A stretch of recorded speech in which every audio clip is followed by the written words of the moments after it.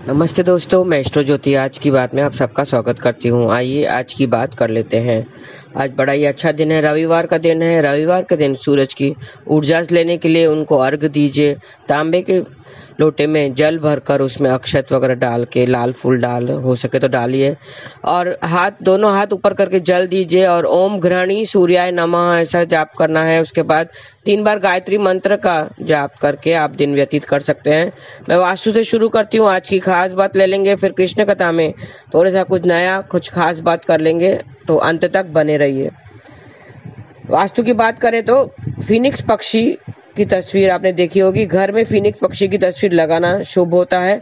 ये सफलता, प्रसिद्धि, विकास का प्रतिनिधित्व है। तस्वीर या मूर्ति घर के दक्षिणी भाव में रखना चाहिए। ये लक्ष्य को पाने में सकारात्मक ऊर्जा देती है। आपको बता दूं, फिनिक्स पक्षी असली में पक्षी नहीं है, लेकिन उससे सफलता का प्रतीक माना जाता है, इसके लिए घर में वो फिनिक्स पक्षी लगाना शुभ माना जाता है।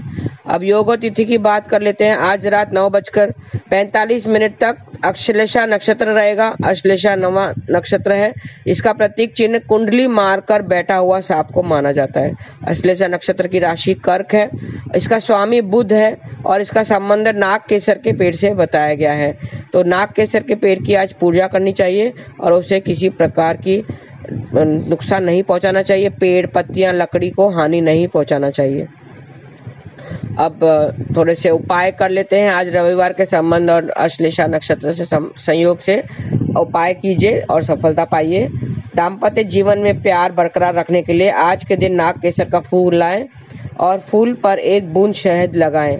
नाग केसर का फूल देवी दुर्गा को अर्पित कर दें, तो दाम्पत्य जीवन में प्यार बढ़ेगा। और प्यार बढ़ाने के लिए प्रार्थना भी करें। आज नाग केसर के पेड़ को प्रणाम करना चाहिए, तो जीवन में सुख समृद्धि आएगी। दुकान से नाग केसर की लकड़ी या फूल ले आएं और प्रणाम करें और आज पूरा दिन उसे अपने पास रख दें।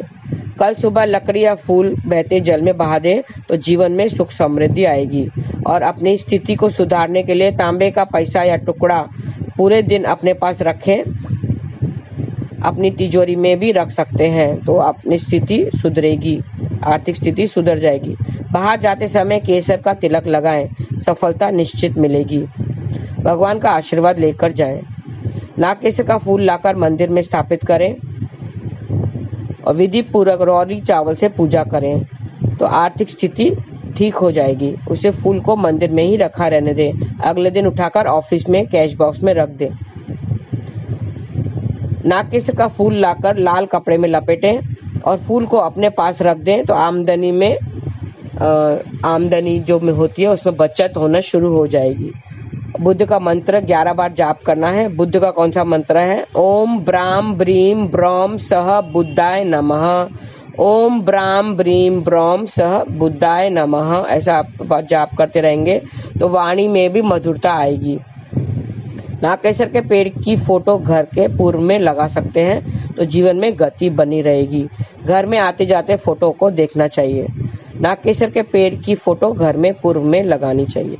केतु यंत्र का स्थापित करके उचित प्रकार से पूजा याचना करें, तो घुटनों की समस्याएं दूर हो जाएंगी। अगर घुटनों की समस्या है, बहुत तकलीफ है, तो केतु के यंत्र को स्थापित करना चाहिए। उसे उचित प्रकार से मंत्र का जाप करके उसे पहले सिद्ध करना चाहिए। केतु का मंत्र है ओम श्राम श्रीम श्रौम सह केतवे नमः। ऐसा जाप करेंगे और मंत्र को सिद्ध कीजिए। मंत्र जाप करके यंत्र को सिद्ध कीजिए। घर में उचित स्थान पर उसे स्थापित कर दें और फिटकरी का टुकड़ा लाके घर के चारों कोनों में रखेंगे, तो आपके बुरी नजर से बच जाएगी और पॉजिटिव ऊर्जा घर में आएंगी। ब्राह्मण के घर मिट्टी का घड़ा दान करने से आपकी मुश्किलें सब आसान हो जाएंगी। स्टेशनरी का काम करने वाले को बेल्ट अगर गिफ्ट में देंगे, तो मुश्किलें आसान हो जाएंगी। और अपनी कोशिशों में सफलता पाने के लिए शिव मंदिर में जाकर भगवान को बेलपत्र अर्पित करें। शिव चालीसा का पाठ भी करना चाहिए, तो कॉन्फिडेंस बढ़ेगा।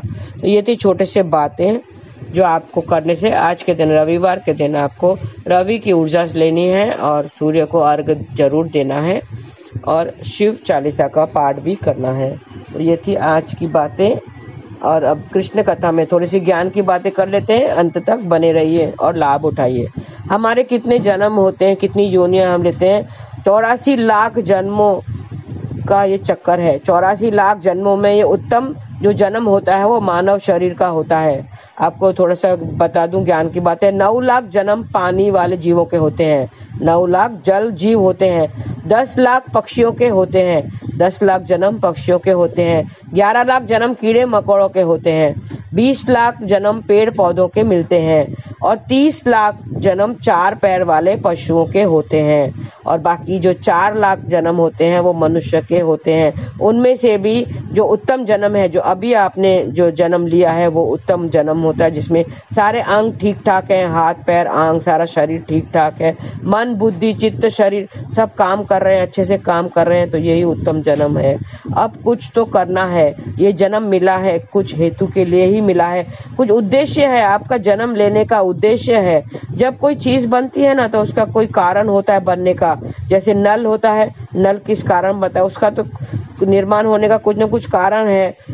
क्यों बना है? एसी आपने घर में लगाई है, वो क्यों बनाई है? कि कुछ कारणवश आपने एसी लगाई है। ट्यूब बना हुआ है, लाइट जो बनी हुई है, हर एक का जो भी निर्माण होता है उसे किसी न किसी कारणवश ही बनाया जाता है। उसका कोई ना कोई काम होता है, उद्देश्य होता है, किसी कारणवश उसका निर्माण हुआ रहता है। उसी तरह यह मानव शरीर का भी कोई हेतु के कारण, हेतुवश कुछ कारणवश ही इसका निर्माण हुआ है। ऐसे ही नहीं हुआ है। आपका जो जन्म है वो किसी उद्देश्य की वजह से ही हुआ है, कुछ पाने के लिए ही हुआ है।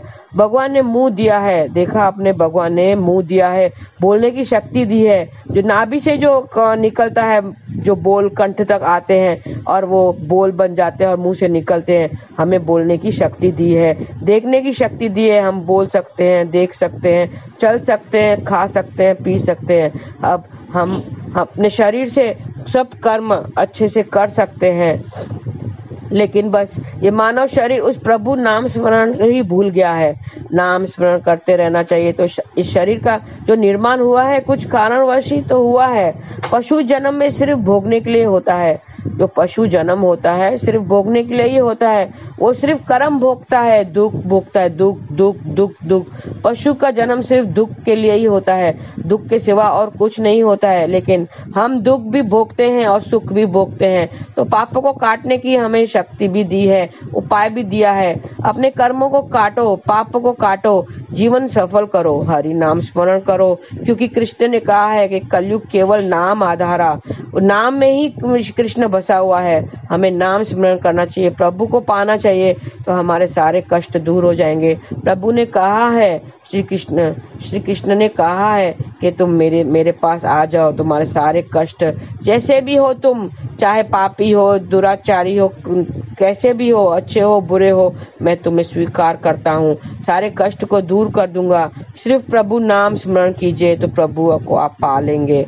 हरे कृष्ण कृष्ण कृष्ण हरे हरे, हरे राम राम राम हरे हरे। और उसको धन्यवाद देना ना भूलें। रोज सुबह उठकर पहले thank you Krishna, thank you Krishna, thank you Krishna जरूर बोलें। आज के लिए बस इतना ही। धन्यवाद। आपका दिन शुभ रहे। हरे कृष्ण।